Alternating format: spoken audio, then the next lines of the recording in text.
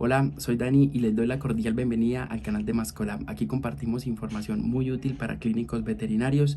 Esta es la quinta nanoclase en la que vamos a hablar sobre la inflamación. Cómo nosotros podemos observar en ese hemograma por qué se elevan los leucocitos, por qué se elevan las bandas, cómo nosotros podemos hacer un monitoreo de esta inflamación. Entonces, vamos a hacer un ejemplo de cuando una garrapata pica a un paciente. Vamos a explicar la fisiopatología, lo que sucede y cómo nosotros podemos reflejarlo en un hemograma. Bien, empecemos. Entonces, la garrapata tiene dos estructuras principales.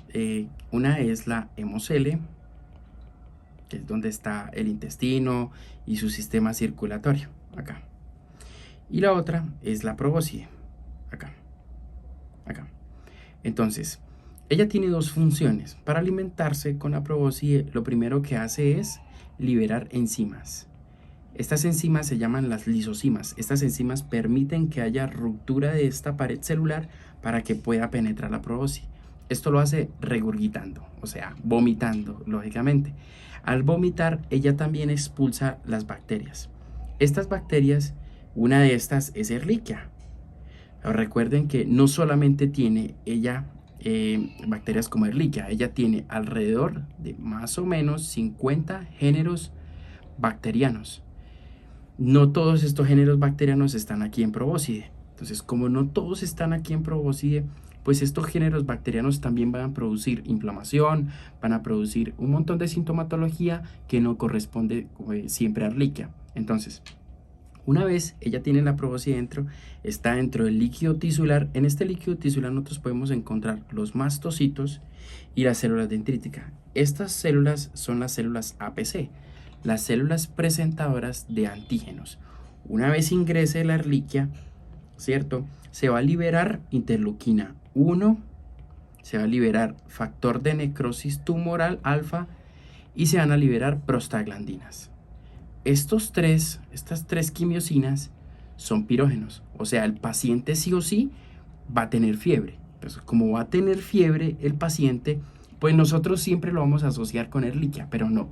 Cualquiera de estos géneros bacterianos pueden llegar a producir fiebre porque se hace una presentación antigénica. Eso es una respuesta inmune, no una enfermedad. Entonces estas células tienen unos pseudópodos los cuales permiten desplazarse a través del líquido tisular y llegar y fagocitar esta Ehrlichia.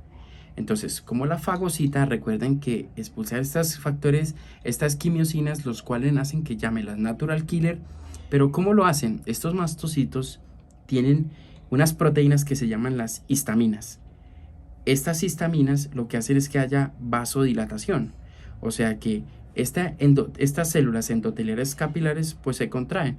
Entonces, ¿cómo se contraen? Pues por estos orificios, como hay vasodilatación, gracias a estas histaminas y a la serotonina, entonces lo que está en el pool circulante va a migrar hacia ese líquido tisular para combatir ese patógeno. Entonces, en los leucocitos nosotros tenemos acá un pool marginal. Este pool marginal se encuentra vigilando acá el endotelio vascular, que en caso de que exista una inflamación o algún agente extraño invadió el tejido, entonces ellos migren hacia allá. Otro de los pools de los leucocitos es el pool circulante. Cuando este pool germinal disminuye porque lógicamente tuvo que desplazarse, entonces este pool circulante llega y es reemplazado acá, lo reemplaza. Cuando este pool circulante disminuye, entonces hay una señal para que la médula ósea produzca células, y si no las tiene ya listas para producir, las saca de manera inmadura al pool circulante, que van a llamarse las llamadas bandas. Estas bandas son las que nosotros podemos encontrar cuando hay una inflamación. Quiere decir que en las primeras 24 horas nosotros podemos encontrar al inicio de la inflamación una baja de leucocitos, porque la médula ósea todavía no ha respondido. Después de las 24 horas, o sea, de las 24 a 48 horas, podemos nosotros encontrar una leucocitosis y podemos encontrar presencia de bandas. Después de estas 48 horas, vamos a encontrar monocitosis. ¿Por qué? Porque los monocitos que se encuentran aquí en el pool circulante también migraron acá hacia el tejido y se convirtieron en macrófagos. Este pool circulante que disminuyó entonces es reemplazado por médula ósea y hay un aumento de estos monocitos. Nosotros podemos encontrar ese aumento de estas células y podemos saber si el proceso es agudo o crónico o no.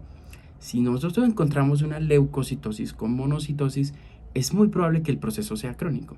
Si nosotros encontramos una leucocitosis con una neutrofilia y encontramos presencia de bandas, quiere decir que el curso es agudo.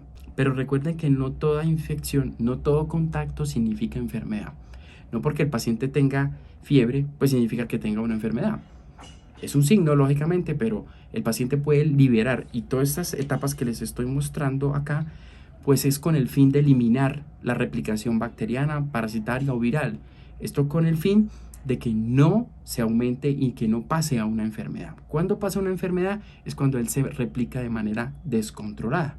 Entonces, por eso nosotros encontramos en esos hemogramas las leucocitosis, las neutrofilias.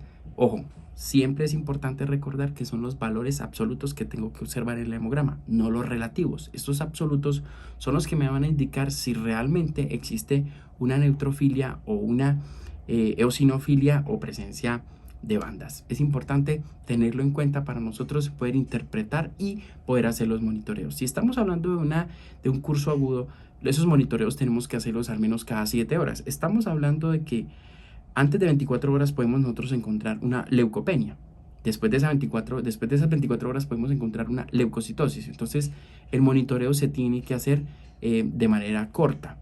Si nosotros tenemos una enfermedad crónica o una inflamación crónica, pues podemos postergar un poco más esos controles y los podemos hacer alrededor de las 48 horas y demás.